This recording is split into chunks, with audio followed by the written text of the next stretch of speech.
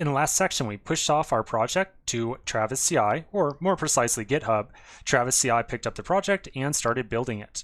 So my project finished building, all the tests ran successfully, and you can see down here it says preparing deploy, and then deploying application, and then eventually done.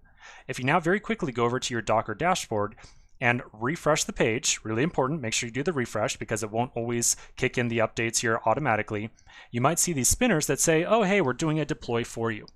So the reason that I'm showing you this kind of spinner right here before the deploy actually finishes up is that when this finishes, there's actually going to be a little bit of an issue.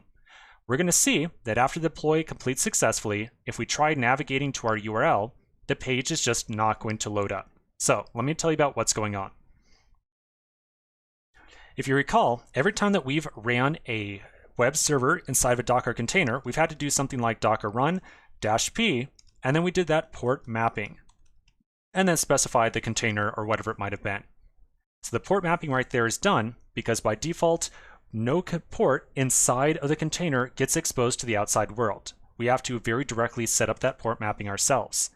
Now you might notice that everything that we just did with Elastic Beanstalk, at no point in time did any of this port mapping occur.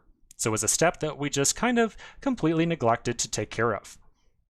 The reason that we didn't take care of it right away is that if you went through all the documentation on Elastic Beanstalk around Docker, well, they're not going to quite throw this little tip out there at you. They're not going to really say, oh yeah, you need to expose the port. Because when we expose a port on Elastic Beanstalk, the process is just a little bit different than the command line that we've been doing so far. So to expose a port with Elastic Beanstalk, here's what we do. We're going to find our Docker file that is used for production deployments. And then inside of here, right after the from nginx, we're going to say expose 80, like so.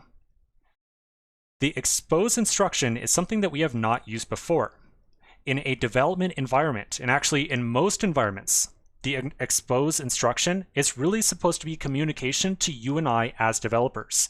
This is really something for you and I to read inside of a Docker file and understand, oh, this container probably needs to get a port mapped to port 80. So by default on our machines, like your laptop and my laptop, just putting in this instruction does absolutely nothing for us automatically. Now, AWS Elastic Beanstalk is just a little bit different. Elastic Beanstalk, when it starts up your Docker container, it's going to look at this Docker file and it's going to look for the expose instruction. And then whatever port you list in there is what Elastic Beanstalk is going to map directly, automatically. So again, for you and me, just putting expose in here does automatically nothing. Elastic Beanstalk is different in that regard. It's going to look at this expose instruction and use that as the port that gets mapped for incoming traffic.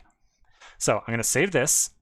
And again, I wanted you to see this ahead of time because I didn't want you to and as a matter of fact, you'll see right here, it says degraded. Chances are it'll say something like, sorry, but I wasn't able to actually start up or anything like that. Probably somewhere in there. Well, somewhere in there it'll be there, but you get the idea. It definitely is not working quite the way we expect right now. So we're going to make that change. I got the expose 80 there. I'm going to save the file. We're going to do another git commit, another push up to master, and let everything deploy again. So back in my terminal, I'll do a git add, I'll do a git commit, I'll say added expose 80, and I'll do a git push origin master, and we're going to let this thing redeploy itself all over again. So another quick break, and I'll see you in just a minute.